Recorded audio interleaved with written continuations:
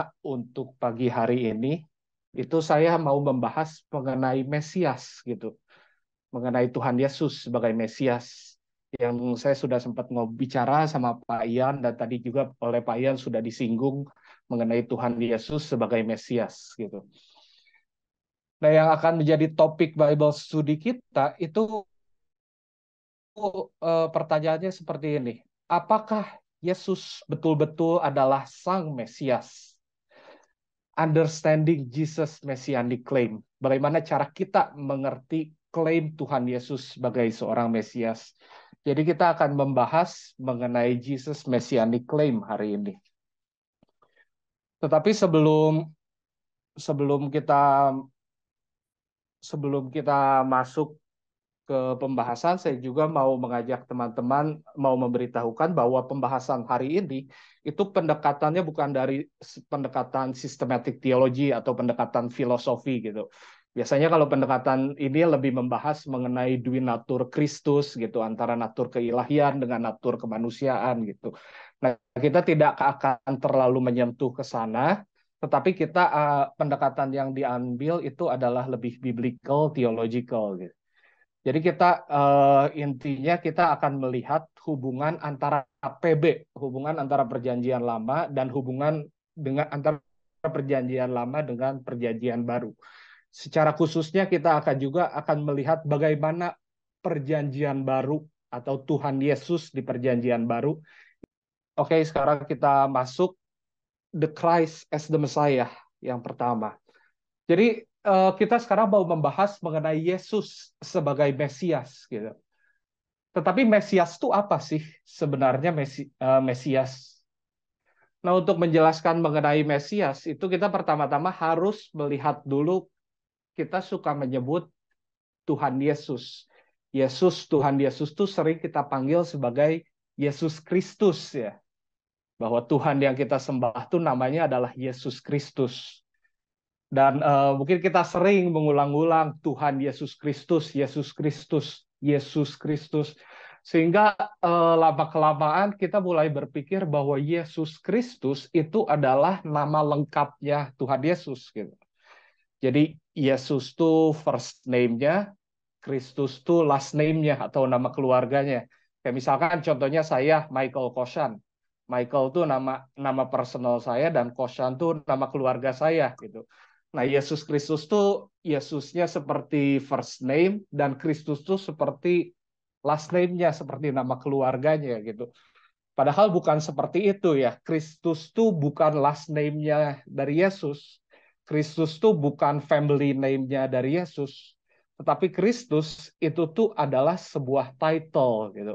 Kristus tuh adalah sebuah gelar gitu. Seperti kita menyebut seseorang uh, let's say kita menyebut Presiden Jokowi gitu. Presiden itu tuh bukan first name, tetapi presiden itu adalah sebuah gelar gitu. Sebuah gelar yang kita berikan kepada Pak Jokowi, kita menyebutnya dengan Presiden Jokowi gitu. Nah, sama dengan Yesus Kristus. Kristus itu tuh bukan nama belakang, bukan family name, tapi Kristus tuh merupakan sebuah gelar gitu. Nah, Kristus ini itu berasal dari bahasa Yunani yang kalau ditranslate bahasa Ibrani-nya itu sinonim dengan Mesias gitu, Mesiak gitu. Nah, ini dapat kita lihat yang pertama-tama dari Yohanes 1 ayat 41 gitu. Saya mau mengajak kita semua melihat Yohanes 1 ayat 41. Injil Yohanes pasal yang pertama ayat 41.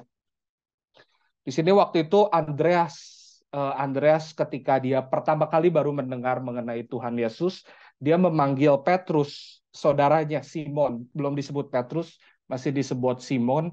Nah, ini perkataan Andreas kepada Simon. Kami telah menemukan Mesias. Terus di dalam kurung artinya Kristus. Jadi dari Yohanes 1 ayat 41 ini kita melihat bahwa Kristus itu sinonim dengan Mesias gitu. Jadi Kristus itu adalah sebuah gelar dan gelar Kristus ini bahasa Ibrani-nya berasal dari kata Mesias gitu.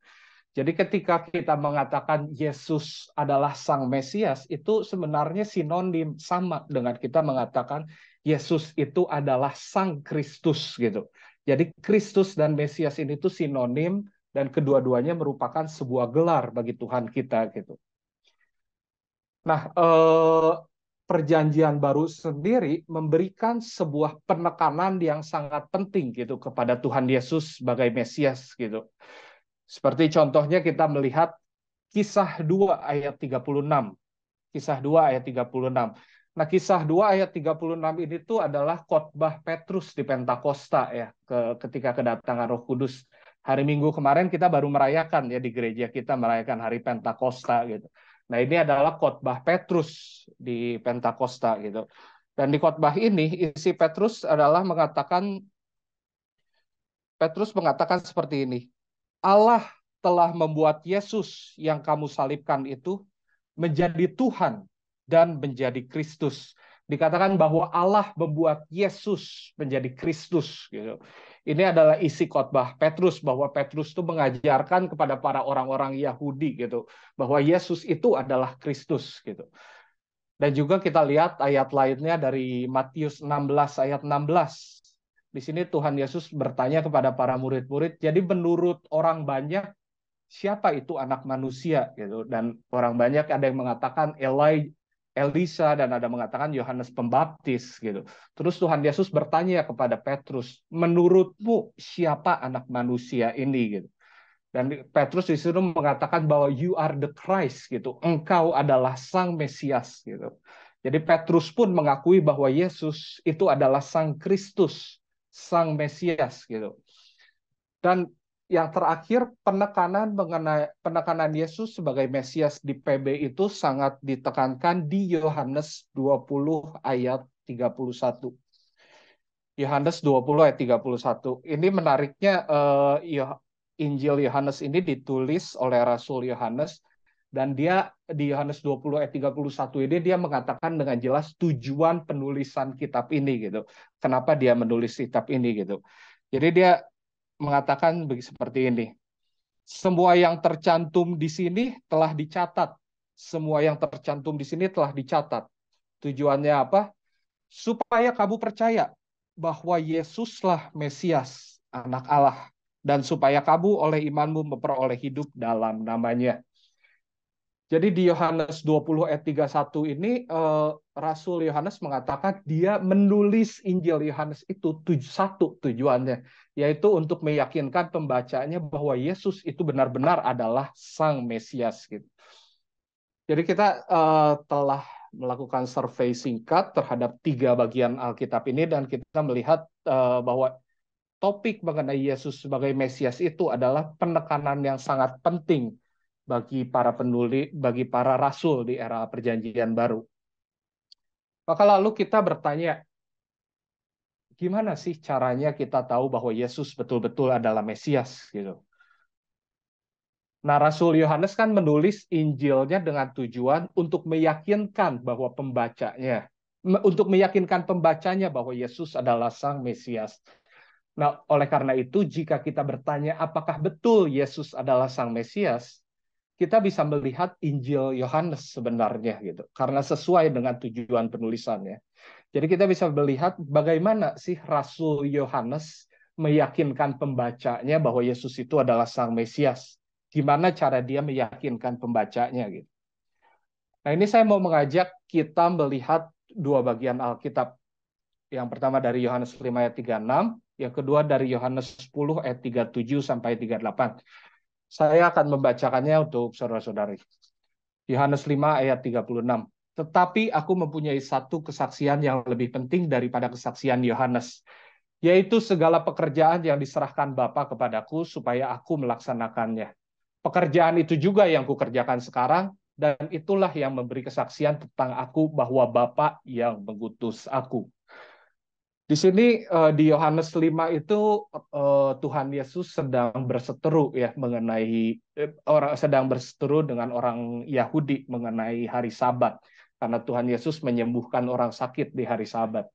Nah, waktu itu Tuhan Yesus jadi orang Yahudi mempertanyakan siapa identitasmu, kenapa engkau berani melanggar hari Sabat gitu.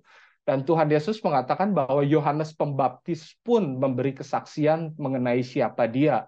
Dan selain kesaksian Yohanes Pembaptis, kata Tuhan Yesus di Yohanes 5 ayat 36, itu ada kesaksian lain, yaitu pekerjaan-pekerjaan Tuhan Yesus. Apa yang Tuhan Yesus lakukan, itu memberi kesaksian tentang siapa dia. Kuncinya adalah di pekerjaan Tuhan Yesus, itu menyaksikan siapa dia. Dan juga di Yohanes 10 juga, saya mungkin tidak akan membacakannya, tetapi Yohanes 10 juga konteksnya Tuhan Yesus sedang berseteru dengan orang Yahudi gitu. Waktu itu orang Yahudi bertanya, apakah engkau betul-betul sang Mesias gitu. Dan bahkan orang Yahudi pun mengutuk ya orang Yahudi menuduh Tuhan Yesus itu blasfemi terhadap Allah gitu. Dan ini adalah jawaban Tuhan Yesus gitu. Percayalah akan pekerjaan-pekerjaan itu. Yohanes 10 ayat 38. Percayalah akan pekerjaan-pekerjaan itu supaya kamu boleh mengetahui dan mengerti bahwa Bapa di dalam aku dan aku ada di dalam Bapa. Jadi dari dua ayat ini nih, dari Yohanes 5 dan dari Yohanes 10, itu kita melihat Tuhan Yesus sedang berseteru dengan orang Yahudi mengenai identitasnya, mengenai siapa dirinya. Dan di sini Tuhan Yesus mengatakan, jika engkau mau mengetahui siapa aku, maka lihatlah pekerjaan-pekerjaanku. Gitu. Lihatlah pekerjaan-pekerjaan aku. Karena pekerjaan-pekerjaan aku, pekerjaan-pekerjaan Tuhan Yesus, itu memberi kesaksian tentang siapa dirinya. Nah, lalu kita mulai sekarang bertanya-tanya, jadi pekerjaan Tuhan Yesus itu apa sih? Pekerjaan Tuhan Yesus. Nah, kita sekarang akan membahas sedikit mengenai pekerjaan Tuhan Yesus, tetapi untuk sebelum membahas pekerjaan Tuhan Yesus, kita harus paham terlebih dahulu bahwa Tuhan Yesus sebagai seorang Mesias itu tuh dia tidak muncul secara tiba-tiba out of the blue gitu. Dia tidak muncul secara tiba-tiba. Jadi Tuhan Yesus itu adalah Mesias yang dijanjikan, Mesias yang telah dinobatkan, yang telah dinubuatkan gitu. Nah, kapan Tuhan Yesus dinubuatkan? Itu tuh dari Tuhan Yesus dinubuatkan sudah dari era Perjanjian Lama sebenarnya.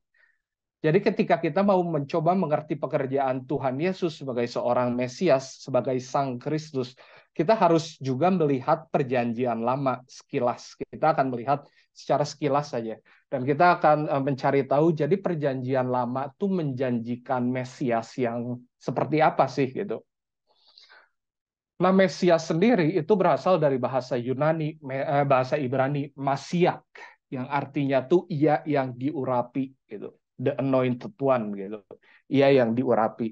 Nah, mungkin ketika kita diurapi, mungkin kita banyak berpikir kayak oleh minyak, diurapi, seperti itu ya. Nah, itu ada beberapa imam di Perjanjian Lama yang diurapi oleh minyak seperti Harun ya.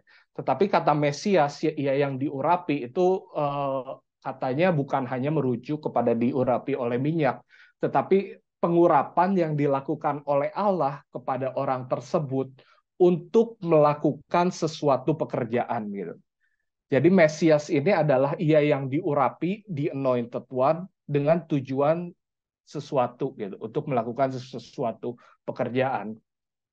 Nah, di perjanjian sendiri, mungkin ini akan menarik bagi banyak dari kita. Nah, kata Mesias itu tuh sebenarnya tidak selalu merujuk kepada Kristus, kepada Tuhan Yesus, kata Mesias. Kita lihat contohnya misalkan 2 Samuel 1 ayat 14. Waktu itu ada prajuritnya Saul ya membawa kepala Saul kepada Daud. Dan waktu itu Daud mengatakan, masakan aku membunuh orang yang diurapi oleh Tuhan gitu. Di 2 Samuel 1 ayat 14 itu Saul, mungkin menarik bagi kita, bagi banyak dari kita ya. Saul itu disebut sebagai Mesias gitu. Karena memang Saul waktu itu diurapi sebagai raja tuh dia diurapi oleh Allah gitu. Sehingga dalam satu sisi ya betul Saul itu adalah seorang Mesias gitu. Dan kita juga melihat contoh Mesias umum yang bukan merujuk kepada Tuhan Yesus dapat kita temukan dari Yesaya 45. Itu adalah rajanya dari Persia. Yesaya 45, Cyrus itu dibilang sebagai seorang Mesias juga, anointed one. Tetapi yang kita mau cari di Perjanjian Lama itu adalah konsep Mesias yang merujuk ke Tuhan Yesus, gitu. Konsep Mesias yang merujuk kepada Tuhan Yesus di Perjanjian Lama. Dan itu kita akan menemukan di 2 Samuel 7. 2 Samuel 7. Mari saya mengajak kita semua untuk melihat 2 Samuel 7. Jadi dari 2 Samuel 7 ayat 5 sampai 16. Jadi 2 Samuel 7 ini adalah satu bagian dari Alkitab yang sangat penting ya. Satu bagian dari Alkitab yang sangat penting karena di sini itu Allah membuat perjanjian. Allah membuat perjanjian dengan Daud ya. Jadi kalau kita sering membaca di Perjanjian Baru bahwa Yesus itu adalah the son of David, anak Daud. Itu latar belakangnya ada dari 2 Samuel 7 ya. 2 Samuel 7. Cuman saya nggak akan membacakan semuanya karena ini pasal yang panjang. Saya akan membacakannya dari 2 Samuel 7 ayat 12 sampai 16. Apabila umurmu sudah genap dan kau telah mendapat perhentian bersama-sama dengan nenek moyangmu, maka aku akan membangkitkan keturunanmu yang kemudian anak kandungmu, dan aku yang mengokohkan kerajaannya. Dialah yang akan mendirikan rumah bagi namaku, dan aku akan mengokohkan tata kerajaannya untuk selama-lamanya. Aku akan menjadi bapaknya, dan ia akan menjadi anakku. Apabila ia melakukan kesalahan, maka aku akan menghukum dia dengan rotan yang dipakai orang dan dengan pukulan yang diberikan anak-anak manusia. Tetapi kasih setiaku tidak akan hilang daripadanya, seperti yang kuhilangkan daripada Saul. Dari ayat yang kita baca, 2 Samuel 7 ayat 12 sampai 16 ini, ada 3 hal yang mau saya highlight gitu. Ada 3 hal yang mau saya highlight. Jadi isi dari janji Allah kepada Daud tuh apa sih gitu. Nah, di ayat 12 itu dikatakan bahwa Allah berjanji bahwa ia akan membangkitkan keturunanmu yang kemudian anak kandungmu gitu. Jadi yang pertama Allah tuh berjanji bahwa akan ada seorang keturunan Daud gitu. Nah, rekan-rekan mungkin dari kita di sini ada yang dulu senang nonton film silat gitu ya, nonton film silat gitu mengenai kerajaan-kerajaan di Cungpo gitu di China.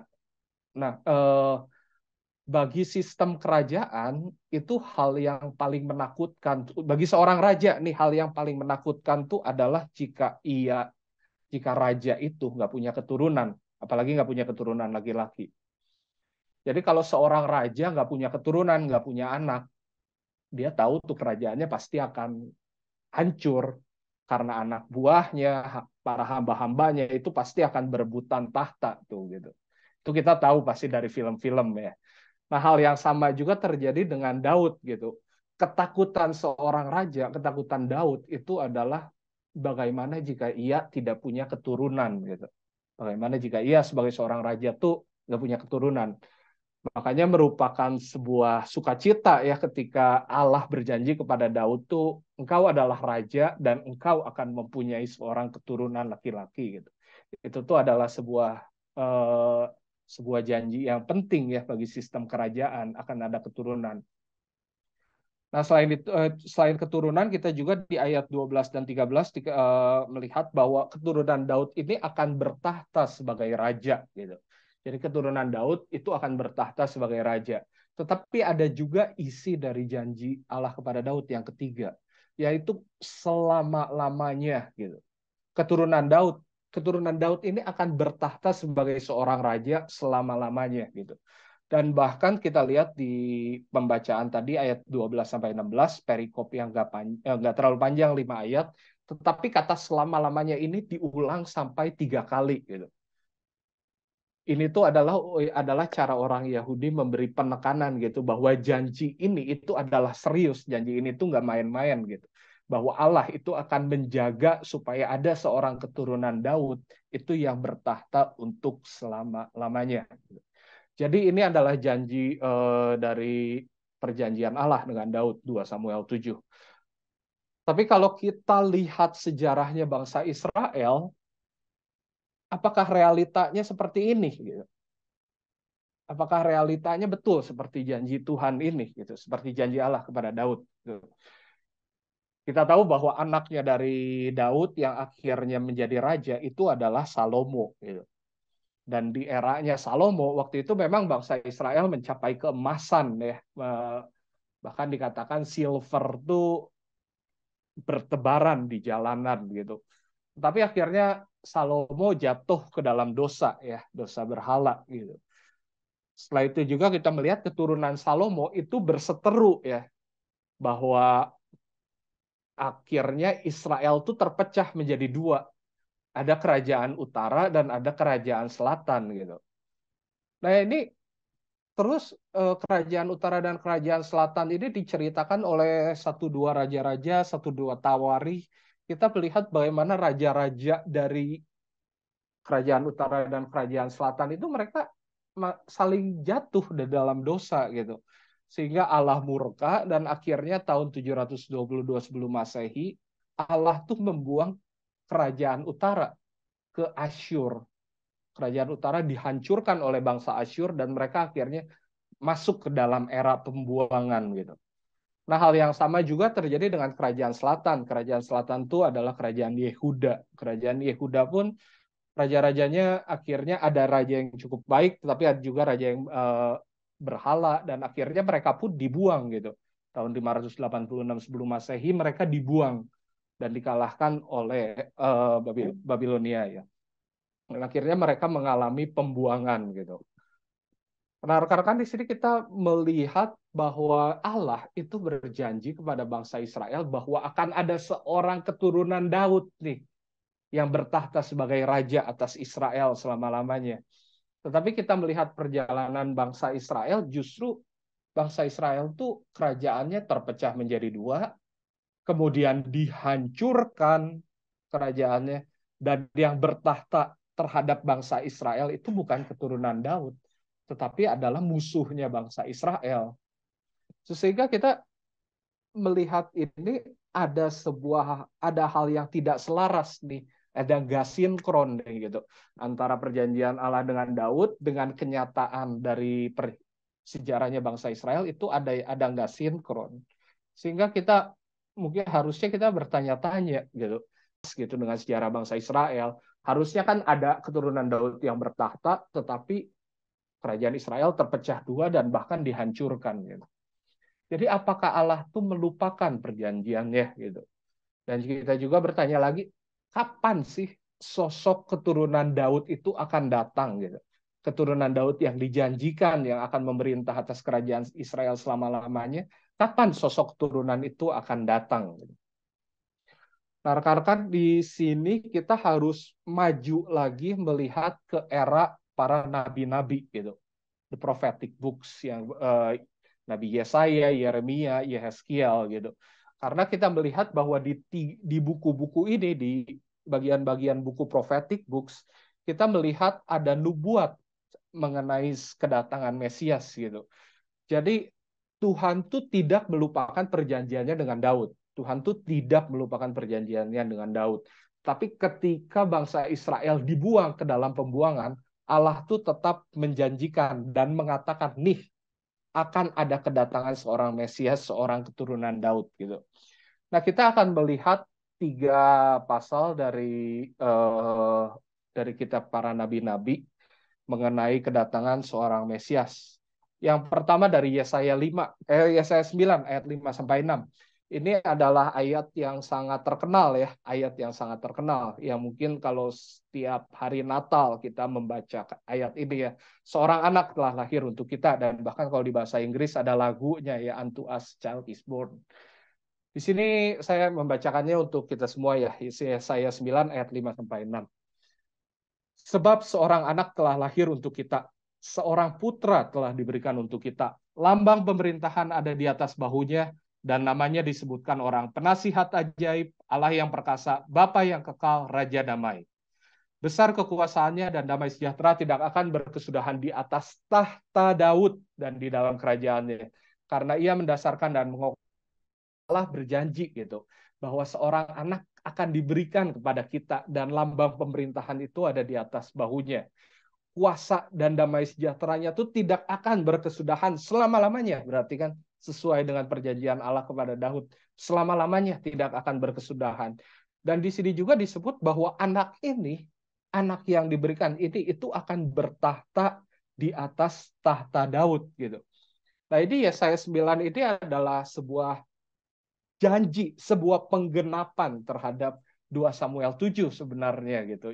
Jadi ini adalah janji penggenapan terhadap perjanjian Allah dengan Daud. Jadi next time kalau kita lagi Natal, kita baca ayat ini, kita ingat bahwa ayat ini tuh merupakan sebuah janji penggenapan dari 2 Samuel 7, janji Allah dengan Daud. Nah, dari Yesaya 9 ayat 5 sampai 6 ini tuh saya mau meng-highlight dua hal gitu. Bahwa ketika seorang anak ini datang, anak yang akan bertahta ini datang, itu akan ada damai. Akan ada damai gitu. Makanya kenapa dikatakan anak ini akan menjadi raja damai. Dan damai sejahtera tidak akan berkesudahan di kerajaannya gitu. Kita melihat bahwa ketika anak ini datang, Mesias yang dijanjikan ini datang, yang pertama akan ada damai gitu. Dan yang kedua, kita juga akan melihat Allah itu berotoritas gitu. Kuasanya tuh besar gitu di dalam kerajaannya. Ia akan mengokohkan dengan keadilan dan kebenaran dari sekarang sampai selama-lamanya.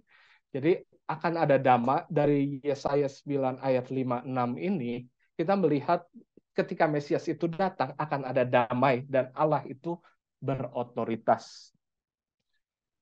Kita melihat pasal berikutnya dari Yeremia 31 ayat 33 sampai 34. Jadi Yeremia 31 ini tuh kita menyebut Alkitab kita Perjanjian Lama dan Perjanjian Baru ya. Perjanjian Lama dan Perjanjian Baru gitu. Tetapi konsep Perjanjian Baru tuh keluarnya dari mana sih sebenarnya gitu. Nah, Perjanjian Baru itu ada di ayat ini, Yesaya 31 ayat 33 sampai 34. Di sini Tuhan menjanjikan apa yang sering disebut New Covenant gitu. Perjanjian baru, Tuhan memberikan perjanjian baru kepada umat Israel. Nah, ini saya akan membacakannya isi dari perjanjian baru tersebut. Tetapi beginilah perjanjian yang kuadakan dengan kaum Israel sesudah waktu itu, demikianlah firman Tuhan. Aku akan menaruh Tauratku dalam batin mereka dan menuliskannya dalam hati mereka. Maka aku akan menjadikan Allah mereka dan mereka akan menjadi umatku. Dan tidak usah lagi orang mengajar sesamanya atau mengajar saudaranya dengan mengatakan, kenallah Tuhan. Sebab mereka semua besar kecil akan mengenal aku. Demikianlah firman Tuhan. Sebab aku akan mengampuni kesalahan mereka dan tidak lagi mengingat dosa mereka. Nah, dari ayat perjanjian baru Yeremia 31 ayat 33 sampai 34 ini saya mau meng-highlight bahwa ketika perjanjian baru itu datang, seluruh umat Allah itu akan mengenal Allah tanpa perlu diajari. Itu dikatakan tidak usah lagi orang mengajar sesamanya atau mengajar saudaranya. Sebab mereka semua baik besar maupun kecil, mereka akan mengenal Tuhan gitu. Jadi di perjanjian baru ini tuh kita semua udah mengenal Tuhan secara sempurna, tidak perlu saling mengajari lagi satu sama lain gitu. Nah, ini dari Yeremia 3 mengenai kedatangan Mesias dan yang terakhir dari Yesaya 61. Sini dikatakan roh Tuhan Allah ada padaku oleh karena Tuhan telah mengurapi aku. Ia telah mengutus aku untuk menyampaikan kabar baik kepada orang-orang sengsara dan merawat orang-orang yang remuk hati, untuk memberikan pembebasan kepada orang-orang tawanan dan kepada orang-orang yang terkurung kelepasan dari penjara, untuk memberitakan tahun rahmat Tuhan dan hari pembalasan Allah kita, untuk menghibur semua orang berkabung. Jadi di sini oke, biar secara cepat saya mau meng-highlight bahwa ada dua hal yang dijanjikan gitu. Ketika Mesias itu datang, itu akan terjadi keselamatan gitu. Akan terjadi diselamatkan, akan terjadi keselamatan. Makanya dikatakan iya, Mesias ini akan menyampaikan kabar baik kepada orang-orang sengsara. Mesias ini akan merawat orang-orang yang remuk hati dan Mesias ini akan memberikan pembebasan kepada orang-orang tawanan. Jadi ketika Mesias itu datang akan ada sebuah keselamatan. Tetapi di sisi lainnya, sekarang yang menjadi pertanyaannya, ini kan adalah janji ketika Mesias itu datang akan terjadi hal-hal seperti ini nih gitu. Dan kita mengatakan Tuhan Yesus itu adalah Mesias gitu. Tetapi apakah semua hal ini tercapai gitu, ketika Tuhan Yesus datang? Gitu? Yesaya 9 contohnya mengatakan bahwa ketika Mesias itu datang akan terjadi damai dan Allah itu berotoritas. Gitu. Tetapi kita melihat kehidupan kita, dunia kita sekarang itu nggak ada damai ya gitu. Orang berseteru sana sini gitu, negara-negara banyak yang perang gitu. Nggak ada, enggak gitu. Kayaknya nggak damai ya dunia kita gitu. Dan Yesaya juga menjanjikan bahwa ketika Mesias itu datang, Allah tuh akan berotoritas gitu. Tapi kenyataannya enggak juga, bukan sih? Bukankah kita setiap hari berdosa ya gitu, setiap hari kita melanggar perintah Tuhan gitu. Dosa kita bukankah itu menyatakan Allah itu ketika Mesias ini datang seluruh umat Allah itu akan mengenal Allah tanpa perlu diajari. Tapi apa betul kita sekarang mengenal Allah tanpa perlu diajari gitu? Bukankah kita sekarang sedang Bible study ini justru ya? Kita sama-sama nih, baik saya maupun kita semua setiap hari mau mengenal Allah lebih dalam lagi. Lalu kalau gitu kita belum dong kita tidak seperti Yeremia 31 ini yang dibilang semua umat Allah itu akan mengenal Tuhan gitu. Nah, yang terakhir dari Yesaya 61, teman-teman, rekan-rekan, Yesaya 61 itu sebenarnya dikutip oleh Tuhan Yesus di Lukas 4 gitu. Jadi Lukas 4 ini tuh merupakan sebuah pernyataan Tuhan Yesus, agendanya Tuhan Yesus, apa yang akan Ia kerjakan gitu. Jadi ini saya tampilkan, pertama tuh akan ada keselamatan dan akan ada penghakiman. Tetapi menariknya di Lukas 4, itu Tuhan Yesus tidak mengutip loh yang bagian penghakiman. Sehingga pertanyaannya, Tuhan Yesus tuh misinya tuh bukan untuk menghakimi kan gitu. Ada kita lihat yang dari salah satu perkataan Tuhan Yesus di Yohanes yang kita pasti senang ya gitu, ketika Tuhan Yesus mengatakan, aku datang bukan untuk menghakimi tetapi untuk menyelamatkan gitu. Aku datang bukan untuk menghakimi tetapi untuk menyelamatkan. Ini kan adalah sebuah berita yang indah ya buat kita ya. Tapi anehnya ketika Tuhan Yesus mengatakan seperti itu, ia tuh sepertinya justru tidak menggenapi nubuat mengenai Mesias gitu. Sehingga di sini kita bisa melihat sebuah problem ya sebenarnya, sebuah problem nih. Jadi masalahnya tuh adalah seperti ini gitu. Tuhan Yesus itu dia mengklaim dirinya sebagai seorang Mesias gitu. Tetapi berdasarkan yang tadi kita lihat, Tuhan Yesus itu sepertinya tidak menggenapi seluruh nubuat mengenai Mesias di PL gitu. Lah kan ini aneh ya. Kalau gini, apakah Yesus itu betul-betul Mesias yang dinubuatkan nggak sih? Gitu. Itu adalah masalah yang harus kita bahas ini. Pertanyaannya, jika begitu, bagaimana cara kita memahami karya Yesus sebagai Mesias dengan mempertimbangkan bahwa ada beberapa nubuat yang belum tergenapi oleh Yesus? Gitu. Nah, ini adalah hal yang akan saya coba jawab dalam sisa waktu ini. Jadi kita melihat bahwa, untuk merecap lagi, kita melihat bahwa ada nubuat mengenai kedatangan seorang Mesias. Apa yang akan terjadi ketika Mesias itu datang. Tetapi kita melihat bahwa Tuhan Yesus itu sepertinya tidak menggenapi seluruh nubuat tersebut. Gitu. Lalu bagaimana cara kita tetap mempercayai dan beriman dengan akal sehat bahwa Tuhan Yesus itu betul-betul adalah Sang Mesias. Gitu.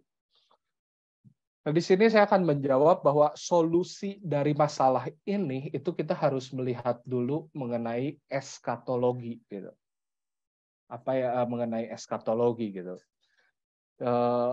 Jadi tadi saya ngelihat di salah satu agenda pembahasan ICI ini akan ada pembahasan mengenai eskatologi ya. Itu pembahasan mengenai eskatologi pasti menarik tuh gitu.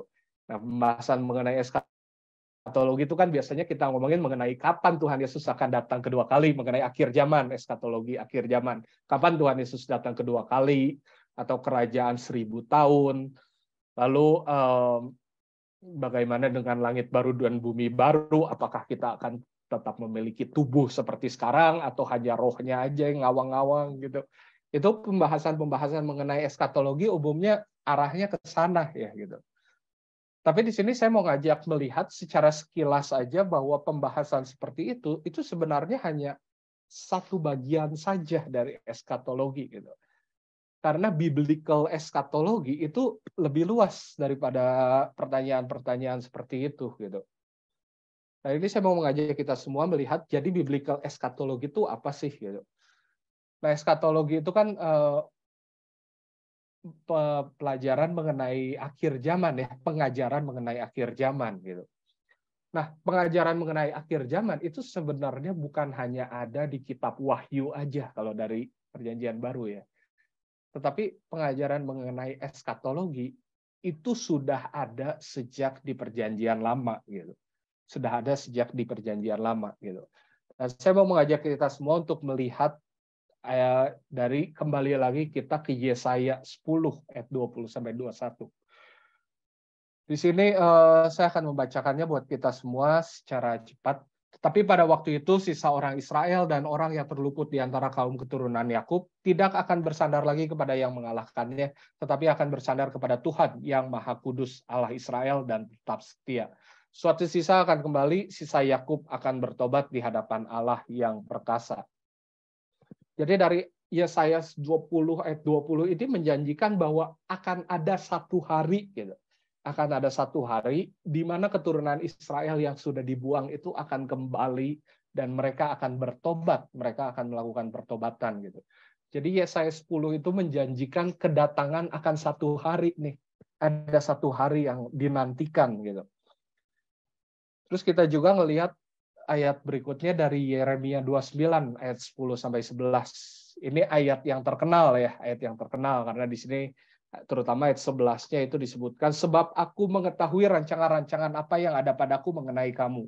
Demikianlah firman Tuhan, yaitu rancangan damai sejahtera dan bukan rancangan kecelakaan untuk memberikan kepadamu hari depan yang penuh harapan. Tapi kalau kita lihat ayat 10-nya itu dikatakan gini, apalahkah genap 70 tahun bagi Babel, barulah aku memperhatikan kamu. Aku akan menepati janjiku itu kepadamu dengan mengembalikan kamu ke tempat ini. Jadi, rekan-rekan, ayat yang indah ya, Yeremia 29 ayat 11 itu tuh. Tapi ayat ini tuh sebenarnya diberikan dalam konteks pembuangan gitu. Waktu itu bangsa Israel dibuang, dan Allah mengatakan, engkau akan menjalani pembuangan, tetapi engkau akan kembali setelah genap 70 tahun gitu. Setelah genap 70 tahun. Jadi orang Israel tuh menanti-nantikan kedatangan 70 tahun ini gitu. Yang menariknya di doanya Daniel ya, Nabi Daniel di Daniel 9.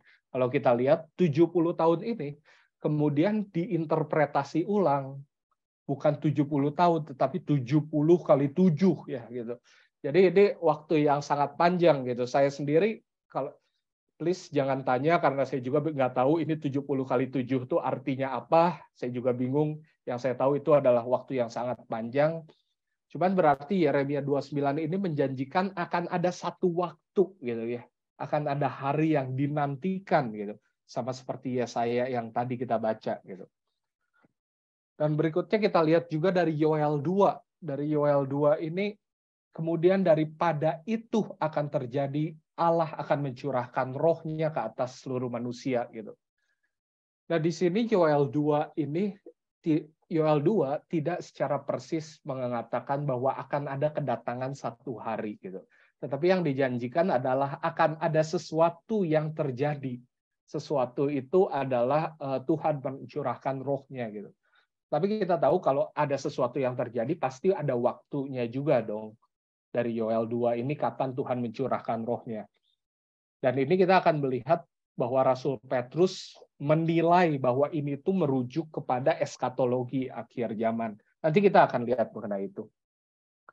Dan yang terakhir kita melihat dari Yeremia 23 gitu. Saya bacakan ya. Sesungguhnya waktunya akan datang. Demikianlah firman Tuhan bahwa aku akan menumbuhkan tunas adil bagi Daud. Ia akan memerintah sebagai raja yang bijaksana dan akan melakukan keadilan dan kebenaran di negeri. Jadi di Yeremia 23 ini juga ada janji mengenai kedatangan satu hari nih. Ada satu waktu, ada satu hari yang dinanti-nantikan. Dan ketika waktu itu atau hari itu datang, itu Tuhan menjanjikan akan ada tunas adil bagi Daud dan ia akan memerintah sebagai raja yang bijaksana gitu. Nah, ini kalau kita lihat rekan-rekan, kita masih ingat tadi isi dari perjanjian Allah dengan Daud dari 2 Samuel 7 ya. 2 Samuel 7 bahwa akan ada keturunan Daud dan keturunan Daud itu akan memerintah gitu. Nah, ini kita lihat Yeremia 23 itu mirip kan dengan 2 Samuel 7 kan gitu. Bahwa akan ada tunas adil bagi Daud. Tunas adil ini tuh merupakan sebuah frasa yang artinya tuh keturunan. Akan ada tunas gitu, akan ada keturunan bagi Daud gitu. Dan keturunan Daud itu akan memerintah sebagai raja yang bijaksana gitu. Nah, kita melihat ya, jadi Yeremia 23 ini tuh ada paralelnya dengan 2 Samuel 7 tadi dengan janji Tuhan, janji Allah dengan Daud gitu. Nah, dari sini kita bisa melihat bahwa balik lagi, jadi apa itu eskatologi berdasarkan nubuat di PL gitu. Eskatologi itu merujuk kepada satu hari yang dijanjikan oleh Allah dan dinantikan oleh Israel, di mana Allah akan membebaskan dan menyelamatkan umatnya serta menghancurkan musuhnya. Gitu. Jadi eskatologi ini itu merujuk kepada satu hari, dan ketika hari itu datang, hari yang dinantikan itu datang, itu Allah akan membebaskan dan menyelamatkan bangsa Israel serta menghancurkan musuh-musuhnya gitu. Jadi eskatologi itu melihat kepada satu hari gitu. Nah, sekarang kita maju sedikit nih, kita masuk ke era perjanjian baru. Dari kacamata penulis PB, sebenarnya apakah hari yang dinantikan tersebut telah tiba atau belum sih gitu. Hari eskatologi, hari yang dijanjikan tersebut tuh apakah sudah tiba atau belum sih gitu. Nah, ini saya mungkin akan membaca dari Matius 12 ayat 32 saja ya, supaya karena waktunya terbatas, saya akan membacakan dari Matius 12 ayat 32. Apabila seorang mengucapkan sesuatu menentang anak manusia, ia akan diampuni. Tetapi jika ia menentang Roh Kudus, ia tidak akan diampuni. Di dunia ini tidak, dan di dunia yang akan datang pun tidak. Matius 12 ayat 32 ini satu ayat yang cukup mengerikan ya mengenai penghujatan terhadap Roh Kudus. Bahwa dikatakan penghujatan terhadap Roh Kudus itu tidak akan ada pengampunan.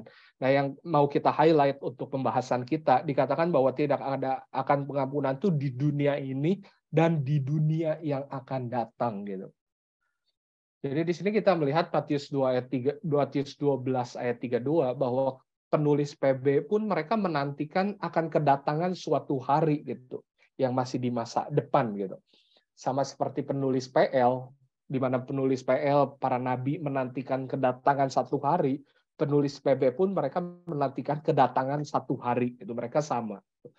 Dan begitu juga nanti saya tidak akan baca, cuma rekan-rekan juga bisa lihat dari Yohanes 6 ayat 39 dan dari Roma 2 ayat 5 bahwa akan ada kedatangan satu hari itu nanti gitu. Dan kalau kita lihat kitab Wahyu secara keseluruhan, kitab Wahyu itu kan menantikan kedatangan satu hari ya gitu. Yang kita sebut second coming gitu, ketika Tuhan Yesus datang untuk menghakimi gitu. Sehingga di sini kita melihat bahwa penulis PB itu ada kemiripan dengan penulis PL karena mereka masih sama-sama menantikan kedatangan satu hari yang penting itu gitu. Tapi kalau kita lihat berikutnya nih dari kacamata penulis PB juga mengatakan hal-hal seperti ini menariknya. Saya akan membacakan nggak banyak aja dari 1 Korintus 10 ayat 11. 1 Korintus 10 ayat 11. Semuanya ini telah menimpa mereka sebagai contoh dan dituliskan untuk menjadi peringatan bagi kita yang hidup pada waktu di mana zaman akhir telah tiba. Jadi ini Paulus lagi mengingatkan mengenai orang Israel waktu itu dihukum ya mereka waktu orang Israel sedang mengembara gitu. Dan Paulus mengatakan bahwa apa yang terjadi bagi bangsa Israel itu merupakan peringatan bagi kita. Yang menarik adalah Paulus di sini ayat 11 ini Paulus menjelaskan kita itu siapa sih orang Kristen itu. Paulus mengatakan bahwa kita itu adalah orang yang hidup di mana akhir zaman itu telah tiba gitu. Jadi Paulus mengatakan bahwa hari yang dinantikan, hari eskatologi akhir zaman itu sudah datang gitu. Itu sudah datang gitu, akhir zaman itu gitu. Dan ya, saya nggak akan membacakan yang lain, cuma kita bisa rekan-rekan nanti juga bisa melihat dari Ibrani 1, terus Yohanes 5 ayat 24 dan 2 Korintus 6 ayat 2, bahwa para penulis kitab PB itu mengatakan hari yang dinantikan itu tuh sudah datang loh gitu. Dan yang terakhir saya mau highlight secara khusus dari Kisah Para Rasul 2 ayat 16 sampai 17. Kisah Para Rasul 2 ayat 16 sampai 17. Tadi kita melihat bahwa eskatologi dari kitab nabi-nabi itu di Yoel 2 ya. Yoel 2 mengatakan akan ada sesuatu yang terjadi, satu hal yang terjadi, yaitu roh Allah akan mencurahkan rohnya gitu. Nah, di Kisah 2 ayat 16 itu Petrus mengutip Nabi Yoel dan dia mengatakan bahwa apa yang dinubuatkan oleh Nabi Yoel itu sudah tergenapi gitu di Pentakosta gitu. Itu mengatakan bahwa janji Allah mengenai eskatologi, janji Allah mengenai kedatangan satu hari di mana Allah akan mencurahkan rohnya, itu sudah terjadi loh gitu. Sekarang terjadi. Paulus mengatakan kami itu bukan mabuk gitu. Kami itu sedang mengalami kepenuhan roh gitu. Itu yang terjadi di Kisah Para Rasul 2 gitu. Janji mengenai eskatologi, mengenai kedatangan itu sudah datang gitu. Sehingga kita summary sedikit. Jadi biblical eschatology itu menyatakan mengenai satu hari, kedatangan satu hari, di mana Allah akan menyelamatkan umatnya dan menghukum, menghancurkan musuh-musuhnya. Gitu. Para penulis kitab PL, terutama para nabi-nabi itu menantikan kedatangan hari ini. Gitu. Kapan hari ini akan datang. Gitu. Dan kalau kita lihat ke PB, di satu sisi penulis PB pun menantikan gitu kapan hari ini akan datang gitu. Seperti yang tadi kita sudah bahas di kitab Wahyu contohnya. Tetapi di sisi lain penulis PB pun mengatakan bahwa hari itu, hari yang dinantikan, hari eskatologi itu, hari akhir zaman, itu sudah datang gitu. Nah di sini kita melihat ada sebuah tension lagi nih yang agak sulit sebenarnya. Jadi penulis PB di satu sisi mengatakan bahwa hari itu masih dinantikan, tetapi di sisi lain mereka pun mengatakan hari itu tuh sudah datang gitu. Nah ini yang saya mau mengajak kita semua melihat. Biasa para teolog-teolog itu menyebutnya tuh dengan eschatological paradigm seperti ini gitu. Yang sering disebut ini banyak istilah yang suka dipakainya. Kadang orang menyebutnya realized eschatology dan consummated eschatology. Ada yang menyebutnya inaugurated dan consummated. Tapi itu bahasanya agak kompleks ya. Jadi saya akan menggunakan bahasa yang menurut saya jauh lebih praktis, yang jauh lebih simple. Yaitu eschatology itu already but not yet gitu. Jadi kalau kita sebagai orang yang hidup di perjanjian baru, gitu, kita mengatakan eskatologi itu kapan sih datang gitu? Eskatologi. Sebenarnya tuh eskatologi itu sudah datang gitu. It is already gitu. Tetapi masih belum juga gitu. Masih belum juga. Jadi eskatologi itu di satu sisi sudah datang, tetapi di sisi lain belum datang gitu. Nah, kata kunci untuk memahami biar nggak bingung itu adalah partial fulfillment gitu. Jadi eskatologi itu kan ada janji-janji ketika eskatologi datang itu apa yang akan terjadi. Nah ini kita harus mengerti konsep partial fulfillment gitu. Jadi eskatologi itu sudah datang. Sekarang kita kembali lagi ke pertanyaan yang tadi ya. Tadi kan kita melihat bahwa Tuhan Yesus itu sepertinya dia tidak menggenapi seluruh nubuat mengenai Mesias di PL gitu. Lalu apakah berarti Tuhan Yesus itu bukan Mesias yang dinubuatkan? Maka pertanyaannya itu tadi adalah bagaimana cara kita memahami karya Yesus sebagai Mesias dengan mempertimbangkan bahwa ada beberapa nubuat yang belum tergenapi oleh Yesus. Itu jawabannya kita harus memahami pekerjaan Yesus sebagai Mesias dengan menggunakan lensa already but not yet. Dan bahkan Tuhan Yesus pun menjelaskan misinya dan pekerjaannya dengan lensa already but not yet gitu.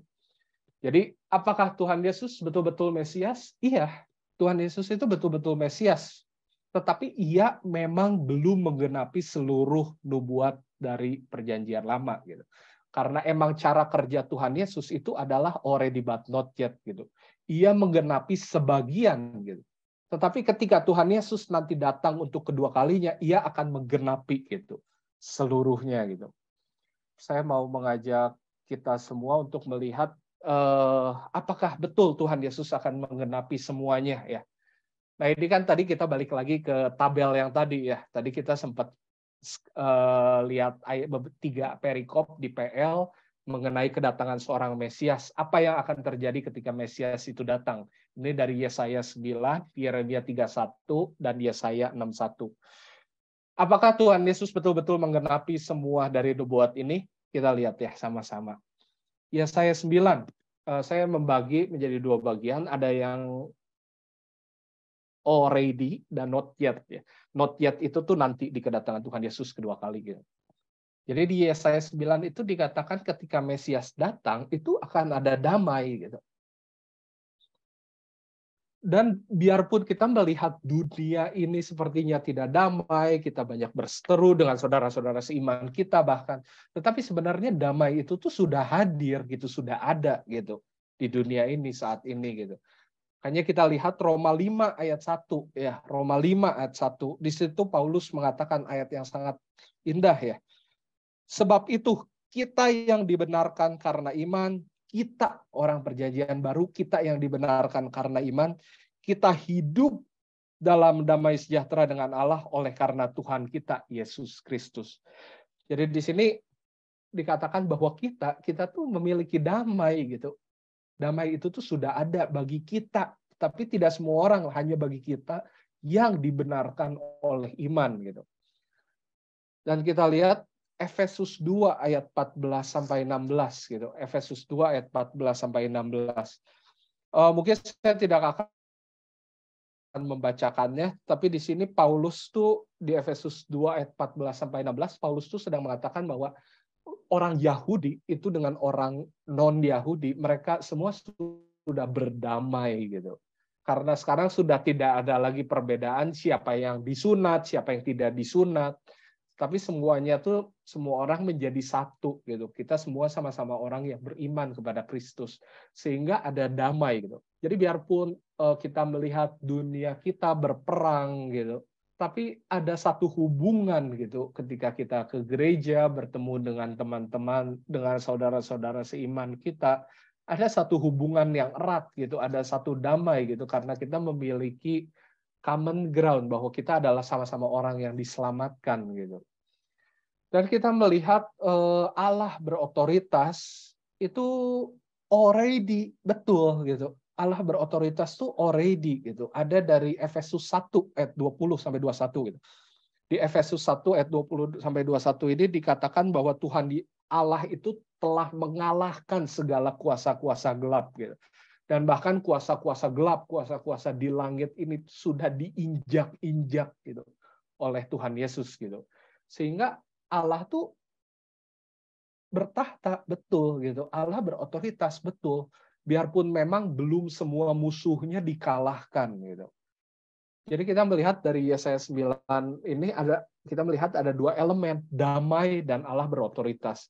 Dan itu sudah tercapai gitu bagi kita yang hidup di era perjanjian baru. Biarpun tercapainya baru sebagian, belum sepenuhnya gitu.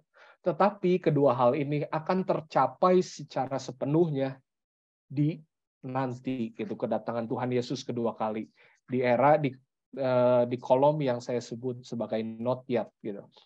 Nah, ini saya akan melihat secara cepat saja dari Wahyu 21 ya.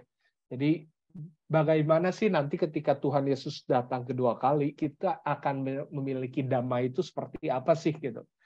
Saya akan membacakannya dari Wahyu 21 ayat 4. Dan ia akan menghapus segala air mata dari mata mereka, dan maut tidak akan ada lagi.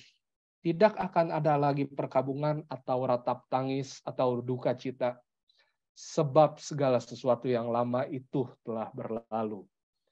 Ini ayat yang buat saya personally bagus banget ya gitu, dikatakan tidak akan ada lagi perkabungan atau tidak akan ada lagi ratap tangis gitu.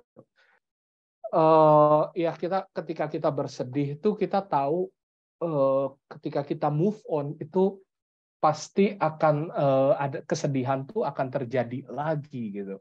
Sehingga ada antisipasi ya, ada ketakutan gitu.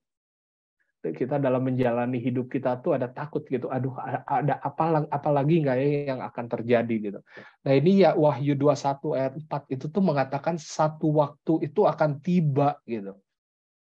Di mana bukan hanya manusia yang akan menghapus tangisan kita, tetapi Allah sendiri gitu yang menghapus tangisan kita gitu. Dan Allah dengan segala kuasanya menghapus tangisan kita sehingga kita tidak akan pernah lagi menangis gitu. Dengan kata lain pada waktu itu akan ada damai secara penuh gitu. Kita akan memiliki damai gitu. Sehingga Wahyu 21 ayat 4 itu merupakan penggenapan gitu dari damai yang dijanjikan di Yesaya 9 gitu. Dan kalau hal yang sama juga kita lihat dari Wahyu 21 gitu, ayat 22 sampai 27 mengenai otoritas Allah gitu. Dikatakan saya tidak akan membacakannya, cuman di Wahyu 21 ayat 22 sampai 27 ini dikatakan bahwa Allah akan berotoritas penuh gitu di kotanya nanti setelah kedatangan Tuhan Yesus itu Allah akan berotoritas penuh karena tidak akan ada lagi kejahatan yang masuk ke dalam kotanya gitu. Sehingga kita melihat kota Allah tuh Allah bertahta penuh gitu. Sehingga dosa pemberontakan terhadap kehendaknya itu udah nggak ada lagi gitu.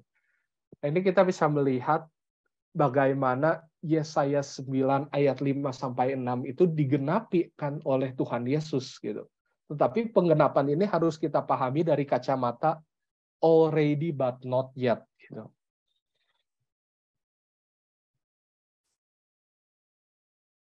Oke, next dari Yeremia 31, mungkin ini saya skip, ini juga intinya bagaimana nubuat dari Yeremia 31 ayat 33 sampai 34 mengenai umat Allah mengenal Allah itu digenapinya melalui kacamata already but not yet, seperti ayat-ayat ini. Dan yang terakhir juga saya akan melihat dari Yesaya 61 ya. Nah, Yesaya 61 pun itu harus dimengerti dari kacamata already but not yet. Kita akan melihat secara khususnya tuh yang bagian penghakiman ya, yang bagian penghakiman.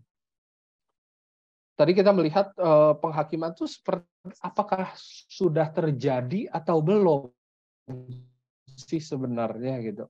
Nah, di satu sisi penghakiman itu tuh sudah terjadi gitu. Kita bisa melihat dari 1 Korintus 15 ayat 25 sampai 26 gitu. Di sini dikatakan karena ia harus memegang pemerintahan sebagai raja sampai Allah meletakkan semua musuhnya di bawah kakinya. Musuh yang terakhir yang dibinasakan ialah maut gitu. Musuh yang terakhir. Tetapi ini penggenapannya itu akan terjadi di Wahyu 21 ayat 8. Kita lihat sekali lagi ya Wahyu 21 ayat Wahyu 21 ayat 28. Di sana dikatakan, tetapi orang-orang penakut, orang-orang yang tidak percaya, orang-orang keji, orang-orang pembunuh, orang-orang sundal, tukang-tukang sihir, penyembah-penyembah berhala, dan semua dusta, yang pada intinya menggambarkan semua orang berdosa, mereka akan mendapat bagian mereka di dalam lautan yang menyala-menyala oleh api dan belerang. Inilah kematian yang kedua. Jadi kita melihat sekali lagi Yesaya 61 itu pun digenapi oleh Tuhan Yesus sebagai Mesias.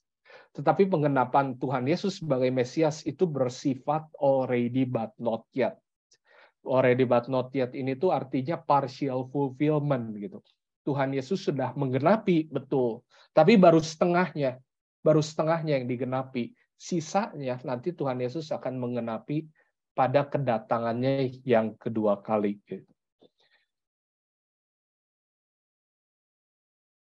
Maka sebagai conclusion-nya saya mau bikin statement, membacakan ya statement-statement seperti yang saya tulis lagi.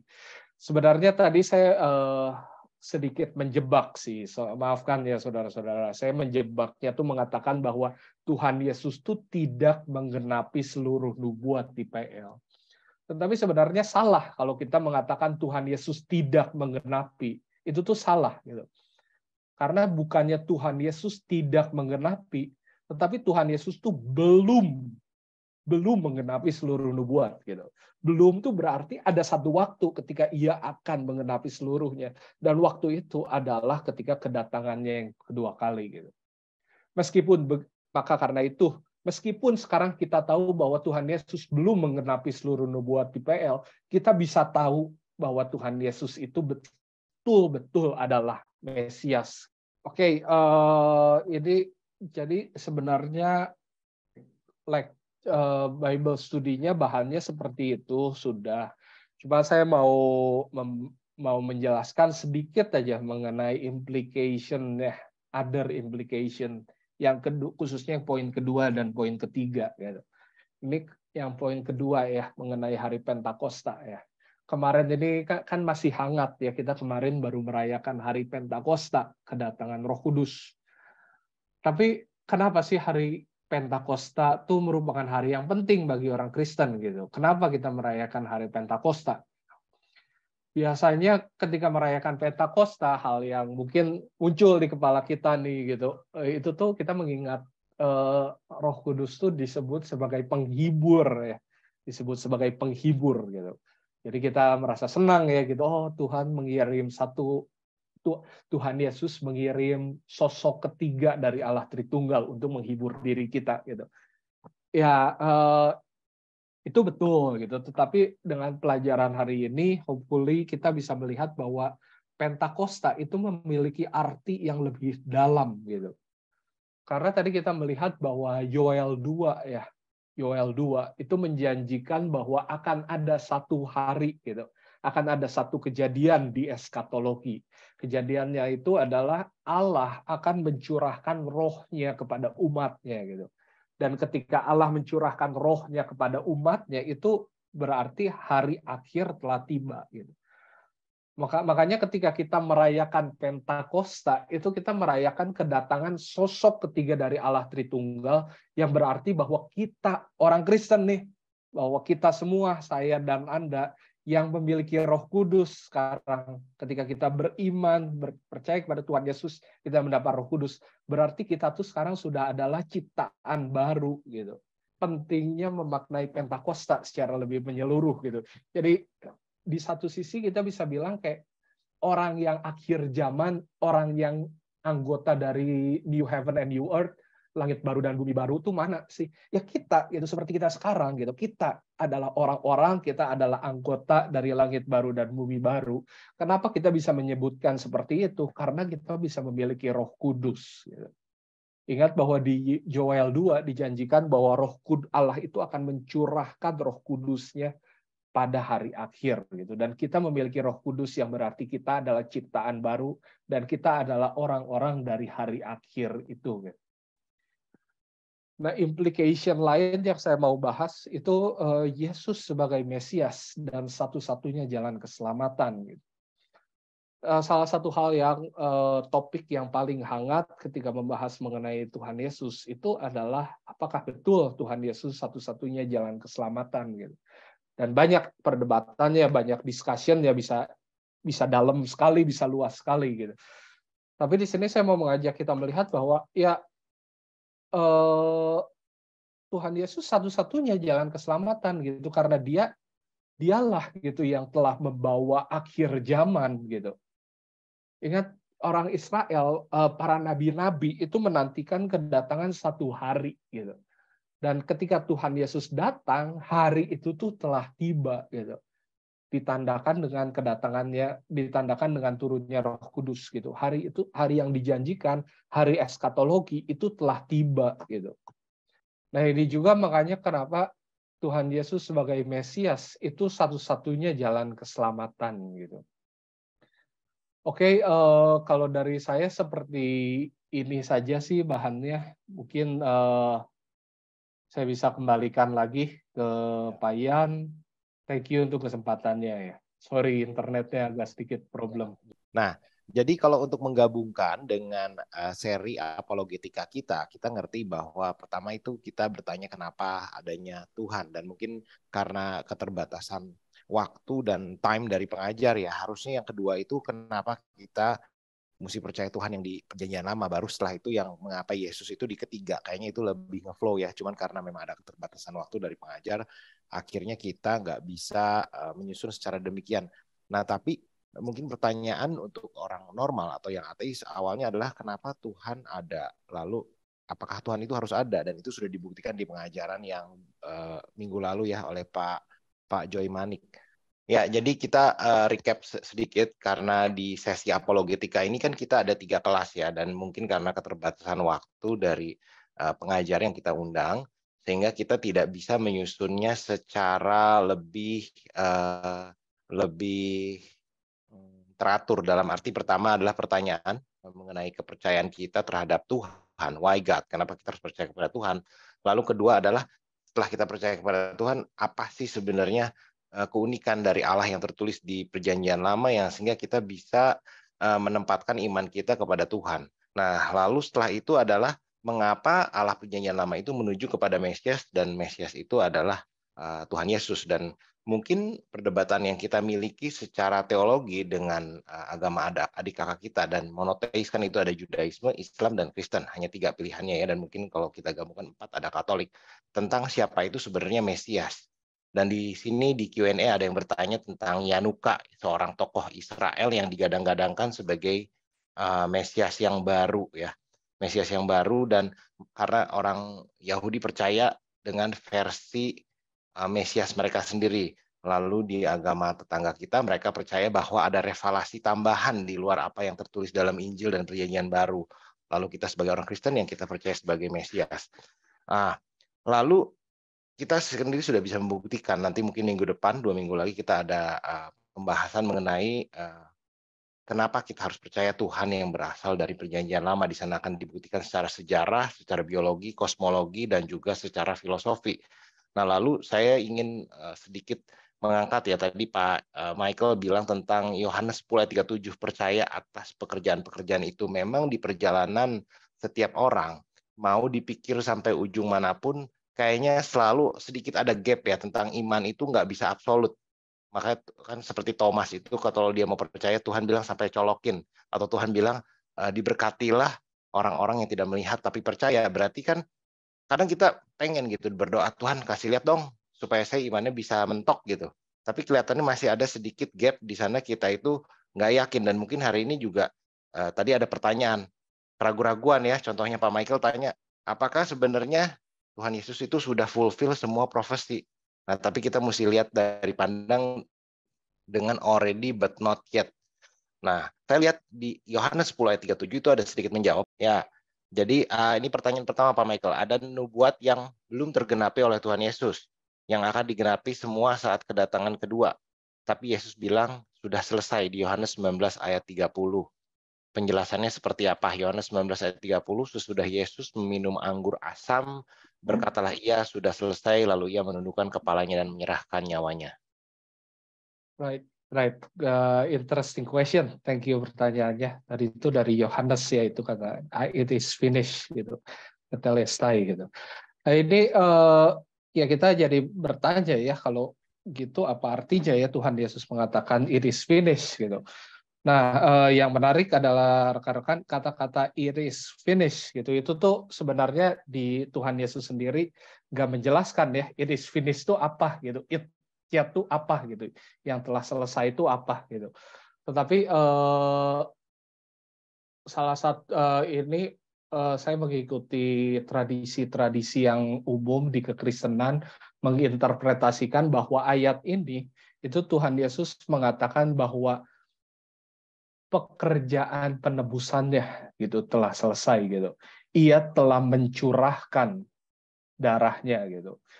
Kita ingat tadi saya sempat bahas dari Yohanes 12 gitu. Misi Tuhan Yesus itu apa sih gitu. Tuhan Yesus itu kan datang, aku datang bukan untuk menghakimi tetapi untuk menyelamatkan. Nah, ini bisa kita lihat menjadi sebuah paradigma nih mengenai kedatangan Tuhan Yesus yang pertama kali itu untuk ngapain? Yaitu untuk menyelamatkan, bukan untuk menghakimi. Ini yang kedatangan pertama kali ini, gitu. Nah, lalu ketika Tuhan Yesus mengatakan it is finished, berarti kita bisa melihat bahwa yang beres itu adalah misi Tuhan Yesus yang pertama, gitu. Tuhan Yesus datang untuk menyelamatkan, itu misinya yang pertama, dan itu it is finished, gitu. It is finished, gitu. Tapi apakah berarti semuanya finish? Ya enggak juga, gitu, karena tadi kita lihat bahwa aspek pekerjaan Mesias itu bukan hanya keselamatan, tetapi ada penghakiman juga. Dan Paulus di Perjanjian Baru mengatakan bahwa ada musuh yang belum dikalahkan, yaitu maut sendiri, gitu, dari 1 Korintus 15, gitu. Sehingga Tuhan Yesus bisa mengatakan it is finished. Tetapi kita harus mengerti ketika Tuhan Yesus mengatakan seperti itu, yang dimaksud adalah dalam aspek keselamatan. Ketika ia mencurahkan darahnya menebus dosa kita, gitu, untuk menggenapi misi kedatangannya yang pertama, gitu. Mungkin begitu, hopefully cukup menjawab. Oke.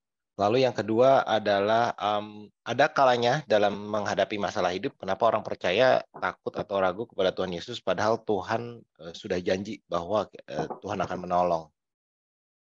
Ya mungkin ini kita sebagai orang Kristen ya, kadang kita juga melihat ada janji-janji Tuhan, dan saya kadang pun berdoa, aduh Tuhan, ini saya ada masalah yang nggak beres, jangan-jangan Tuhan nanti jawab setelah kedatangan Tuhan, di mana tidak ada air mata. Dan itu kan lebih ke arah kita kadang pengen doa kita dijawab di kehidupan ini tentunya. Tapi di sini ada keunikan already but not yet, di mana sebenarnya kita satu-satunya yang mempunyai dual fulfillment ya, atau bahasanya tuh dual fulfillment, betul nggak? Ya partial, dan dari sana Tuhan pun sudah mengatakan bahwa sebelum kedatangannya nanti akan yang terjadi ya perang, orang nggak damai, itu Tuhan udah prediksi juga kan. Nah jadi ini mungkin untuk nanya pertanyaan, kenapa kita itu ragu padahal Tuhan itu bersama kita dan menolong. Mungkin ini salah satu aspek dari kehidupan juga ya. Kadang yang kita tadi Pak Michael katakan bahwa walaupun Tuhan bilang akan ada damai sejahtera, kita tuh masih hidup di dunia yang jatuh dalam dosa. Urusan dosa sudah Tuhan bereskan. Tapi urusan decay atau kematian dari kehidupan ini kan masih belum. Sedangkan Tuhan janjinya nanti dibikin bumi dan surga baru loh. Bukan yang ini kan bakal hilang. Nah, kalau kita mau ambil dalam aspek iman itu seperti apa? Apakah kita harus melalui, karena ini mungkin Yakobus 1 yang Tuhan bilang ini sebuah training nih. Ini sebuah ujian yang semua orang tuh harus lewati, karena bagi siapa yang menang nanti bakal menerima crown gitu. Iya, iya. Jadi kalau ngomong keraguan di dalam kehidupan kita, yaitu bisa dibilang itu salibnya ya. Salibnya bagi kita yang masih hidup di dunia ini, gitu. Jadi emang salah satu konsekuensi, salah satu implikasinya itu kita masih hidup di dalam dunia yang berdosa, gitu. Jadi biarpun kita adalah new creation, kita adalah ciptaan baru melalui iman di dalam Kristus, tetapi kita ini masih tercemar oleh dosa, gitu. Biarpun begitu, kita sekarang memiliki Roh Kudus sehingga kita memiliki kemampuan gitu untuk bisa taat kepada Tuhan. Tetapi biarpun begitu, kita juga nggak ignorant, kita juga nggak innocent gitu. Kita tahu bahwa hidup kita itu adalah hidup yang tercemar dari dosa, dan kita itu baru akan sepenuhnya terpenuhi, diperbaharui itu adalah di era kedatangan Tuhan Yesus yang kedua kali, gitu. Nah, ini mungkin menjadi sebuah refleksi ya bagi saya, bagi kita semua gitu, orang Kristen gitu. Seberapa banyak sih kita merindukan kedatangan Tuhan Yesus yang kedua kali gitu? Seberapa banyak sih kita merindukan kedatangan Tuhan Yesus yang kedua kali ya? Atau kita tuh sangat terfokus dengan kehidupan kita di dunia ini gitu, pekerjaan gitu. Ya pekerjaan nggak selalu jelek ya gitu. Baik rekan-rekan yang bekerja, seluruh pekerjaan itu bisa membawa kemuliaan Tuhan. Bagi saya yang pekerjaan saya bisa dibilangnya menggali Alkitab. Bagi saya pun penggalian Alkitab itu sendiri bisa menjadi sesuatu yang salah ya ketika saya lebih mencintai akademik itu daripada mencintai Tuhan gitu ya. So pekerjaan itu bukan hal yang jelek. itu hal yang bagus gitu. Tuhan menciptakan manusia untuk bekerja gitu. Tetapi sampai seberapa banyak sih kita lebih mengasihi kehidupan kita sekarang daripada kedatangan Tuhan Yesus yang kedua kali gitu. Jadi John Piper baru nulis buku mengenai eskatologi gitu, Come Lord Jesus ya, yang sering kita sebut Maranatha istilahnya gitu. Tapi John Piper mengatakan bahwa dia menulis buku ini bukan cuma mengenai kapan Tuhan Yesus datang, tetapi agar orang-orang yang membaca tuh mengasihi dan menantikan kedatangan Tuhan Yesus yang kedua kali gitu. So itu kayaknya salah satu paradigma yang cukup penting ya bagi kita orang Kristen gitu. Kita yang ingin dibebaskan dari seluruh dosa, itu kita menantikan kapan Tuhan Yesus datang gitu. Sehingga ketika kita menggumuli dosa kita, ketika kita menggumuli kelemahan tubuh kita, sakit lah apalah, itu buat saya sendiri rasanya sulit ya jika kita tidak menanti-nantikan kapan Tuhan Yesus datang gitu. Karena berkat terbesar itu ya nanti gitu ketika Tuhan Yesus datang gitu. Ketika tidak akan ada lagi keraguan, dan bahkan dari Yeremia 31 ayat yang indah tadi ya, bahwa kita akan sepenuhnya mengenal Tuhan dan kita tidak perlu saling mengajari satu sama lain nih. Jadi nanti mungkin nggak perlu ada lagi Bible study ini nih gitu, karena kita udah mengenal Tuhan secara sempurna satu sama lain gitu. So basically mungkin saya juga balik lagi ke pertanyaannya bagaimana dengan keraguan. Nah ini sorry saya juga nggak bisa, saya sendiri pun setiap hari bergumul dengan ini, sehingga saya sendiri pun nggak punya solusi yang tepat, yang praktis, karena saya sendiri pun bergumul. Cuman saya bisa mengatakan bahwa ya kita memiliki firman Tuhan dan kita memiliki Roh Kudus gitu. Tetapi kita pun nggak inosen ya, kita pun nggak polos, bahwa kita tahu bahwa semuanya itu baru akan tergenapi nanti gitu. Maka dari itu ya berdoalah setiap hari supaya Tuhan Yesus cepat datang. Ya, itu refleksi yang betul sekali. Kadang kita berdoa tiap hari, minta, aduh Tuhan bantu kerjaan saya, Tuhan minta anak saya sehat, Tuhan minta anak saya sekolahnya ujian bagus. Tapi kita jarang sekali, atau bahkan bisa dikatakan nggak pernah, Tuhan ayo datang lebih cepat, karena kita juga terlalu cinta sama hidup ini. Jadi yang kita minta itu sebenarnya Tuhan untuk jadi seseorang yang dengan kuasa nama Yesus itu menjawab doa kita. Egois banget ya sebenarnya. Itu sangat egois banget. Dan jadi kadang kalau doanya nggak dijawab, ya mungkin Tuhan lagi nguji. Kalau di Yakobus bilang, Yakobus 1 ayat 2, kita diuji agar ketekunan supaya firman kita sempurna. Nah, jadi memang kita kadang harus nerima kalau nggak semua yang kita doain itu jawab, karena tujuan akhirnya yaitu kedatangan Tuhan Yesus yang kedua kali. Oke, ini ada pertanyaan tentang keselamatan. Pandangan Pak Michael atau dari Reform Teologi mengenai agama lain yang tidak percaya dengan Tuhan secara eksplisit, Tuhan Yesus, tapi selama masa hidup mereka sebenarnya mereka mengerjakan baik dan yang diminta oleh Tuhan, yaitu ibadah yang mengasihi sesama. Nah, bagaimana dengan nasib mereka? Right. Ini pertanyaan yang cukup intens ya. Gitu. Saya sendiri background-nya seperti yang tadi sudah disebut, saya sendiri background-nya Reform Theology. Jadi mungkin kalau teman-teman yang rekan-rekan yang familiar dengan Reform Theology pasti tahu ya bahwa saya percaya bahwa satu-satunya jalan keselamatan itu adalah melalui iman di dalam Kristus, gitu, bukan dengan perbuatan baik, gitu. Kenapa bukan dengan perbuatan baik? Itu ya karena perbuatan baik kita tuh apa sebenarnya cukup baik sih, gitu. Itu yang menjadi pertanyaan kan, atau yang kata Yesaya bilang, pertanyaan yang Allah bilang, perbuatan kita, ibadah kita itu sebenarnya najis di mata Tuhan gitu. Kita melakukan segala rutinitas, kita melakukan segala peraturan ibadah, tetapi hati kita tuh tidak pernah sepenuhnya tertuju kepada Tuhan gitu. Tuhan Yesus sendiri mengatakan the greatest commandment itu is to love the Lord your God with all your heart, soul, mind, and strength gitu. Yang berarti dengan seluruh keberadaan kita gitu. Nah, apakah pernah kita sekali apakah pernah gitu kita mengasihi Tuhan gitu dengan seluruh keberadaan kita seperti itu gitu. Ditambah lagi dengan Yakobus pernah mengatakan siapapun yang melakukan seluruh hukum Taurat tetapi dia melanggar hanya satu, maka ia sudah melanggar seluruh hukum Taurat gitu. Sehingga ya kita juga jadi bisa memikirkan lagi bagaimana dengan kita udah seumur hidup taat tetapi melakukan satu pelanggaran, ya itu menjadi problem gitu, karena Yakobus mengatakan seperti itu gitu. Jika kita melanggar satu aja hukum Taurat, maka kita sudah melanggar seluruh hukum Taurat gitu.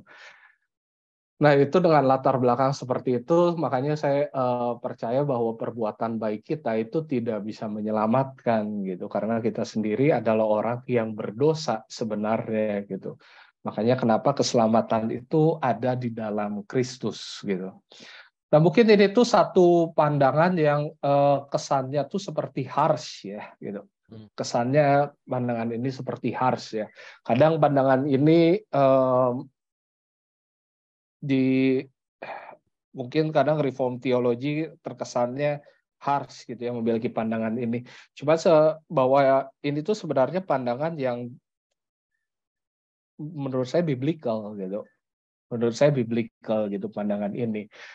Tapi saya mau mengajak kita semua melihat bahwa pandangan ini itu kan sepertinya harsh, sepertinya tuh kejam gitu ya, karena eksklusif banget deh, hanya di dalam Kristus gitu. Satu-satunya juru selamat itu hanya Kristus gitu. Satu-satunya jalan keselamatan itu hanya Kristus. Itu eksklusif sekali kan. Tapi saya mau mengajak kita semua bahwa melihat ini tuh adalah sebuah eksklusif yang sebenarnya sangat terbuka untuk umum gitu. Jalan keselamatan tuh betul hanya di dalam Kristus gitu. Dan kita bisa mendapat keselamatan di dalam Kristus itu melalui iman kan. Nah, iman ini itu tuh ditawarkan kepada semua orang gitu. Siapa yang datang, yang letih lesu, datanglah kepadaku gitu. Sehingga keselamatan di dalam Kristus memang eksklusif, sangat eksklusif. Tuhan Yesus berkata, aku satu-satunya jalan keselamatan. Tetapi jalan keselamatan ini itu bukan hanya untuk orang Yahudi atau orang non-Yahudi, tetapi untuk semua orang gitu. Asalkan kau beriman gitu. Apakah eksklusif banget nggak sih sebenarnya kalau nggak pikirnya? Oh ya, sorry. So ya gitu. Jadi mau mengajak kita melihat bahwa ini adalah jalan keselamatan yang memang eksklusif, tetapi sebenarnya terbuka untuk semua orang secara umum, baik kalangan manapun, umur berapapun gitu. Jadi di tubuh Kristus sendiri atau di denominasi lain ada pandangan yang tidak se-eksklusif pandangan ini, yang lebih liberal gitu misalnya. Maksudnya gimana? Jadi mungkin pandangan-pandangan kan ada eksklusif tadi, atau ada yang universalis bahwa Tuhan Yesus itu disalibkan untuk dosa seluruh dunia, jadi termasuk orang yang bukan Kristen. Lalu kalau nggak salah ada juga beberapa argumen yang mengatakan buat seseorang yang tidak memiliki Taurat, itu Taurat yang ditempatkan dalam hatinya itu yang dijadikan pengadilan akhir mereka. Ya. Nah itu pandangan-pandangan dari denominasi lain tuh ada ya yang lebih tidak eksklusif. Ada aja sih. Saya yakin ada ya, apalagi zaman sekarang. Cuma tadi kayaknya poin saya bukan ke situ gitu. Jadi lebih ngomongin mengenai eksklusif, ya eksklusif karena satu-satunya jalan keselamatan di dalam Kristus. Tetapi eksklusivitas Kristus ini itu tuh terbuka untuk umum bagi siapapun gitu. Siapapun yang memiliki iman gitu. Siapapun yang memiliki iman gitu. Nah, ini pertanyaan berikutnya, mungkin karena kita lagi ngomong denominasi, mengapa di agama Katolik mereka mengagungkan Maria yang melahirkan Mesias Tuhan Yesus, tapi Kristen Maria itu tidak didominasi atau tidak digubris sama sekali? Saya sendiri pun jujur kurang terlalu paham ya seperti itu. Cuman saya jawab yang sejauh yang saya bisa aja ya. Jadi kenapa Mary ini menjadi penting itu karena saya lupa di satu bagian Alkitab disebut bahwa Mary itu adalah the mother of God, Theotokos. Ada di satu bagian Alkitab. Alkitab pun menyebut bahwa Mary itu adalah the mother of God.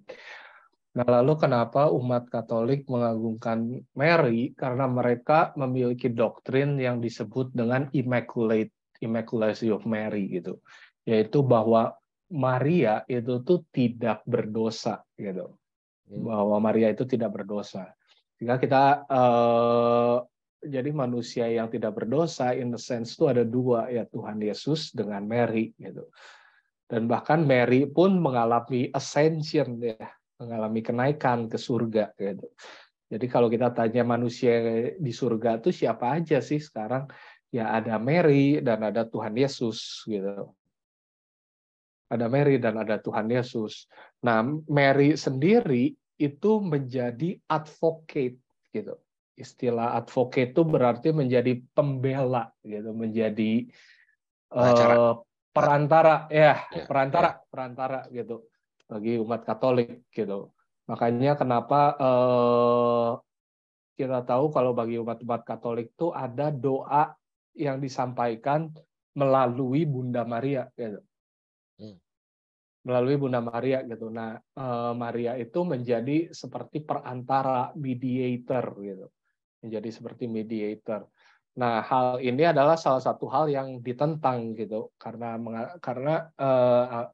kalau bagi Reform yang waktu itu berseteru dengan ajaran Roma Katolik, ya ajaran ini nggak ada di Alkitab gitu ya. Dan Alkitab mengajarkan yang tidak bersalah itu ya Tuhan Yesus gitu. Dan selain itu 1 Timotius juga mengatakan there is only one mediator between God and man, hanya ada satu perantara, dan perantara itu adalah manusia Tuhan Yesus Kristus gitu. Sehingga hanya ada satu perantara gitu. Nah, itu mungkin perbedaannya melihat antara Roma Katolik dengan Reform Theology atau dengan Protestan secara umum yang melihat Mary itu sebagai perantara ya gitu. Nah, Roma Katolik sendiri kita tahu mungkin perantaranya tuh cukup ada beberapa ya gitu. Makanya kenapa ada doa-doa yang dinamakan atas nama orang mati gitu. Doa kepada santo-santo gitu itu ada ya gitu. Sehingga bagi pandangan kita itu sepertinya tidak sesuai dengan pengajaran bahwa Tuhan Yesus satu-satunya mediator gitu, perantara antara manusia dengan Allah gitu. Oke. Nah, tadi di pembahasan itu kan ada sistematik teologi dan biblical teologi. Nah, bisa dijelaskan nggak Pak, itu perbedaannya apa dan mengapa ada dua bidang tersebut, sistematik philosophical theology dengan biblical theology? Right. Ini seru nih. Jadi kalau systematic theology itu, pertama-tama saya sebelum menjawab, saya mau klarifikasi dulu bahwa ketika ngomong biblical theology, tadi kan kalau saya approach-nya pendekatannya biblical theology. Ketika saya mengatakan approach saya biblical theology, itu bukan berarti saya menuduh systematic theology itu tidak biblical ya. Itu sering terjadi kesalahpahaman seperti itu gitu. Tetapi bukan ketika saya ngomong biblical theology, bukan berarti systematic theology tidak biblical. Cuman perbedaannya adalah cara mengorganize-nya gitu. Kalau systematic theology itu mengorganisasi informasi nih, teologinya diorganize-nya berdasarkan filosofi gitu. Pendekatannya filosofi gitu. Makanya kenapa kita menyebutnya tuh sering dengan bilang kristologi. Yang pertama kan kita doktrin scripture, terus doktrin scripture, doktrin Allah, doktrin manusia, doktrin dosa, sehingga membutuhkan doktrin Kristus gitu. Dan doktrin keselamatan, doktrin Roh Kudus gitu. Nah, ini diorganize-nya tuh berdasarkan topik ya gitu. Berdasarkan topik dan pendekatannya pendekatan filosofi gitu. Nah, kalau biblical theology itu pendekatannya lebih sejarah gitu. Lebih sejarah gitu. Jadi dari era perjanjian lama melihat sampai era perjanjian baru bahwa Allah itu tuh ternyata tidak mengajarkan segala sesuatunya at the same time loh gitu. Itu biblical theology itu mencoba untuk sensitif terhadap perbedaan-perbedaan itu gitu. Kayak kita misalkan contoh paling mudah kita melihat pengajaran mengenai Trinitas, ya Allah Trinity gitu. Kita tahu bahwa keunikan iman Kristen itu adalah Allah Trinity ya, Allah yang kita sembah tuh gitu. Tetapi jadi ketika kita membaca Perjanjian Lama, kita tahu bahwa semua referensi terhadap Allah di Perjanjian Lama itu adalah Allah Trinity gitu. Tetapi kalau kita melihat secara sejarahnya, menariknya konsep Allah Trinity ini baru kelihatan secara jelas tuh di Perjanjian Baru gitu. Bukan di Perjanjian Lama gitu. Perjanjian Lama itu mereka menekankan Allah itu sebagai Allah yang monoteis gitu. Allah yang monoteis gitu. Ulangan 6 ya, bagian yang sangat terkenal. Shema gitu, dengarlah Israel gitu. The Lord is God is one gitu. Tuhan Allahmu adalah satu gitu. Nah, biblical theology itu mencoba lebih sensitif dengan alur sejarah gitu. Dan melihat contohnya, salah satu contohnya, ternyata di Perjanjian Lama tuh Allah lebih menekankan ada satu Allah, dan di Perjanjian Baru ternyata baru mulai ditunjukkan bahwa Allah yang satu itu ternyata memiliki 3 pribadi gitu. Jadi itu salah satu contohnya gitu bahwa biblical theology itu lebih mencoba melihat dari alur sejarah gitu. Makanya kenapa salah satu ciri khas dari biblical theology termasuk pembahasan hari ini itu melihat hubungan antara Perjanjian Lama dengan Perjanjian Baru gitu. Bagaimana Perjanjian Baru itu tuh menggenapi Perjanjian Lama gitu. Secara singkatnya kurang lebih gitu. Saya agak bingung lagi menjelaskannya, tapi ya secara singkatnya kurang lebih gitu. Nah, ini ada pertanyaan lagi, Pak, bahwa sekarang itu kan kita di era di mana Tuhan Yesus sudah disalibkan naik surga, kita sudah menerima Roh Kudus dan kita punya iman kepada Tuhan Yesus Kristus sebagai juru selamat ya. Nah, tapi bagaimana dengan orang-orang di Perjanjian Lama? Satu, Roh Kudus nggak ada, dan saat itu Tuhan Yesus pun belum ada. Nah, jadi bagaimana cara mungkin kita nggak bilang alam semesta, Tuhan menghitung iman mereka terhadap Tuhan Yesus kalau gitu. Misalnya orang-orang di Perjanjian Lama. Sorry, pertanyaan terakhirnya boleh diulang?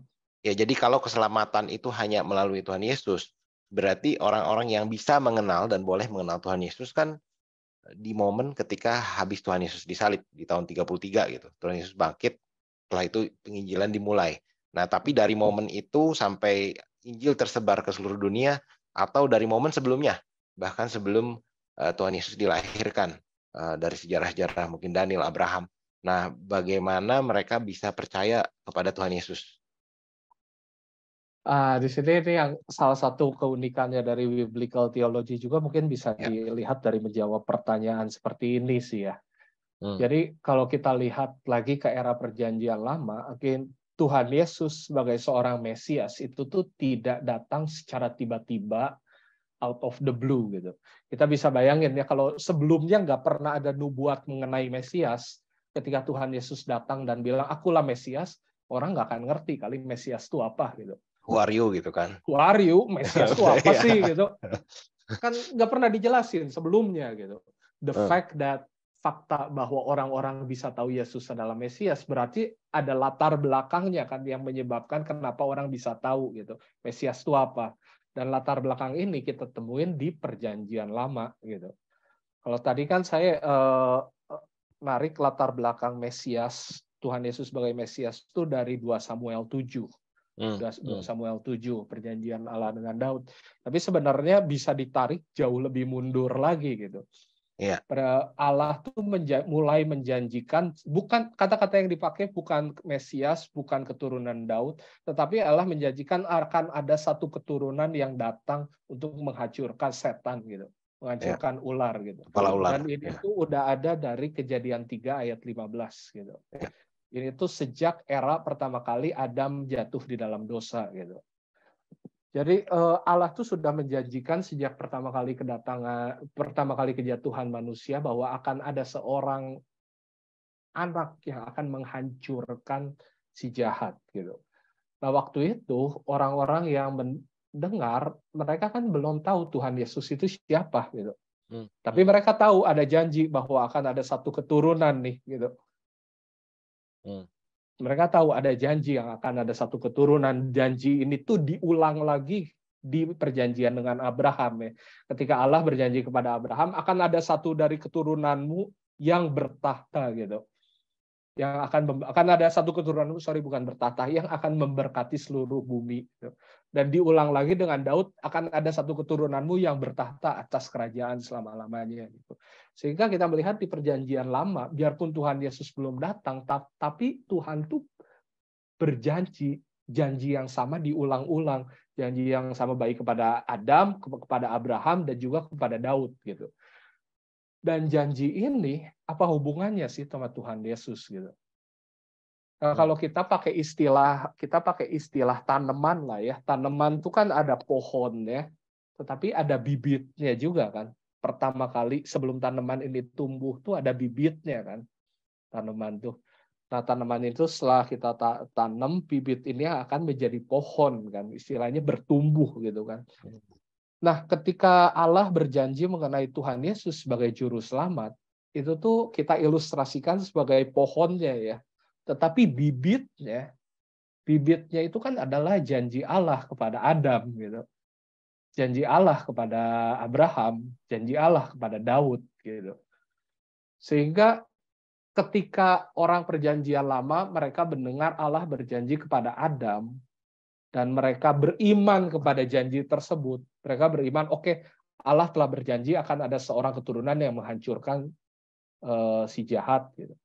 Nah, sebenarnya kita bisa mengatakan bahwa janji ini sebenarnya apa yang mereka percayai, konten dari iman mereka itu berhubungan dengan Kristus kan sebenarnya gitu. Makanya kenapa kita bisa mengatakan orang di perjanjian lama pun diselamatkan di dalam iman kepada Kristus, tanda kutip. Kristus ya yang dimaksud adalah juru selamat gitu. Biarpun mereka tidak tahu persis bahwa sosok juru selamat itu akan bernama Yesus gitu. Tetapi mereka tahu bahwa Tuhan akan mengirimkan seorang juru selamat pada satu waktu gitu. Dan janji itu bukannya bertentangan dengan Kristus, karena Kristus merupakan pemenuhan atas janji tersebut. Oke, jadi kalau konteksnya tadi biji dan pohon, mungkin kalau saya dagang itu kayak terima cek hari ini, nanti hari 30 hari lagi dibayar ya. Saya punya iman nih 30 hari lagi ke bank, uangnya cair. Right. Ya. Good illustration. That's poinnya seperti itu. Oke. Ini ada pertanyaan lagi ngulang ya. Ketika Tuhan Yesus berkata di kayu salib, itu Tuhan Yesus menggenapi dosa dan kematian, atau sebenarnya menggenapi nubuatan perjanjian lama? Karena di perjanjian lama kan banyak nubuatan tentang Yesus, foreshadowing dan lain-lain kan. Jadi ketika Tuhan bilang saya sudah selesai nih di Yohanes tadi, apakah ucapan tersebut adalah Tuhan menggenapi nubuatan perjanjian lama, atau justru kehidupan Tuhan Yesus sendiri ya, mungkin bukan kata-kata itu secara spesifik ya?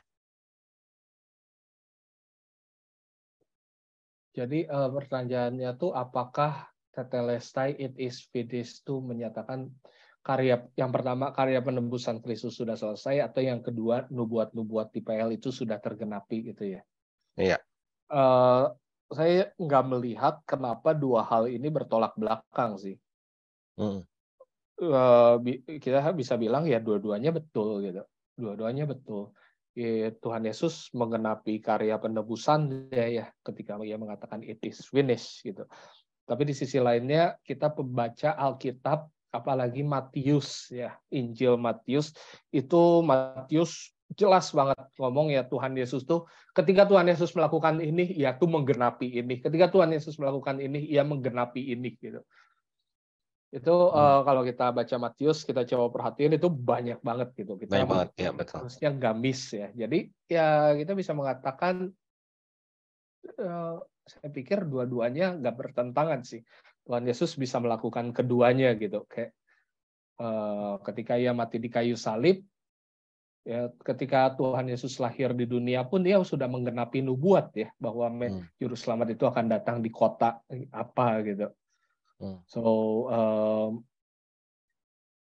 saya pikir oke sih. Saya pikir maksudnya tidak bertentangan sih gitu. Oke, nah ini pertanyaan terakhir. bisa diperjelas lagi tentang konsep atau kebenaran Kristen tentang kedatangan kedua kali. Karena ini penanya mengertinya bahwa kedatangan kedua kali itu kematian kita masing-masing masuk surga dengan kebahagiaan abadi. Ya mungkin ini bisa dilihat sebagai konsep kematian di agama lain ya, di mana ketika kita mati kita bertemu dengan Sang Pencipta atau bergabung dengan alam semesta yang dipercaya itu. Tapi kan kalau di Kristen sendiri kita percaya nanti ada bumi dan surga baru, dan sebenarnya surga sekarang posisi masih kosong ya. Karena kan belum Ya. ada. Nah, bisa dijelaskan nggak Pak mungkin dari konteks ya eskatologi, kedatangan dan juga konsep surga ini, karena kan kadang banyak juga salah konsep bahwa siapa yang mau ikut Yesus masuk surga. Dalam konteksnya seolah-olah surga tuh sekarang udah keisi. Tapi tadi kan mention sebenarnya yang di surga sekarang hanya adanya Tuhan Yesus. Nah, di mana orang Katolik percaya include Maria. Tapi sebenarnya surga dan bumi baru kan nanti setelah kedatangan kedua kali. Sorry nih, jadi pertanyaannya tuh nanti kedatangan kedua tuh seperti apa? Itu bukan Iya, ya? jadi ya satu kedatangan kedua seperti apa, terus konsep pengertian Kristen terhadap surga. Jadi dalam arti ini pertanyaannya mengerti bahwa kedatangan kedua kali Tuhan itu sebenarnya cuma sebuah frasa bahwa kita itu mati lalu masuk surga ketemu Tuhan. Ya udah itu kedatangan kedua kali, dan di mana Oke, sebenarnya kedatangan dua kali itu kan fisikal ya, literal ya. hal yang bakal terjadi di bumi ini. Maka kita lihat tanda-tanda perang sekarang. Mungkin saya juga cukup kaget di mana kok negara ini bisa nyatu sama negara ini nih untuk nyerang ke sini. Itu kan biblical banget tuh kalau kita baca Gog Magog dan kitab Wahyu. Ya memang banyak interpretasi sih. Iya. Oke, emang ada salah satu pengajaran sih yang mengajarkan seperti itu ya. Jadi ketika ngomong Jesus second coming itu sebenarnya bukan Tuhan Yesus yang datang gitu. Tapi ya sebenarnya kita mati dan kita ketemu Tuhan Yesus gitu setelah mati. Nah, itu yang disebut second coming gitu. Jadi Tuhan Yesusnya mah nggak benar-benar datang, dunia ini mah akan berjalan gini terus selamanya unless global warming, bumi meledak sendiri gitu. Nah, itu sebenarnya salah satu heresi yang dilawan oleh Rasul Paulus gitu. Salah satu heresi yang dilawan oleh Rasul Paulus gitu. Jadi ada iman beberapa orang yang ada orang Kristen di era Paulus yang mengajarkan seperti itu, dan sehingga orang Kristen tak ketakutan ya karena mereka mengatakan Tuhan Yesus tuh udah datang 2 kali loh, tetapi kalian masih ada di bumi gitu. Berarti kalian sudah diselamatkan gitu. Itu tuh ajaran sesat, salah satu ajaran sesat yang dilawan oleh Paulus sebenarnya gitu.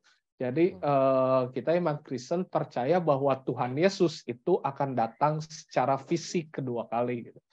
Karena kita ingat kisah para rasul 1 ya, ketika Tuhan Yesus naik ke surga, para murid-murid kan bengong ya gitu, kaget gitu ya Tuhan Yesus naik ke surga. Terus kan tiba-tiba ada malaikat ya yang mengatakan Yesus yang kau lihat lagi itu akan turun, akan kembali dengan cara yang sama gitu, secara fisik gitu. Tuhan Yesus akan datang lagi kedua kali secara fisik gitu. Nah, jadi kita iman Kristen memiliki satu kepercayaan bahwa Tuhan Yesus itu pasti akan datang lagi secara fisik gitu. Nah, pertanyaan mengenai kapan seperti itu, saya sendiri nggak bisa jawab gitu ya. Saya sendiri nggak bisa jawab. Cuman nanti akan ada pembahasan ya di ICI ini ya mengenai eskatologi, itu pasti menarik tuh gitu. Bahas mengenai topik-topik seperti itu. Ya, terima kasih Pak Michael nih, pertanyaan terakhir. Thank you untuk pengajaran hari ini tentang Kristologi, Mesias, dan juga kita ada sedikit menyentuh tentang eskatologi. Terima kasih untuk pelayanannya Pak Michael.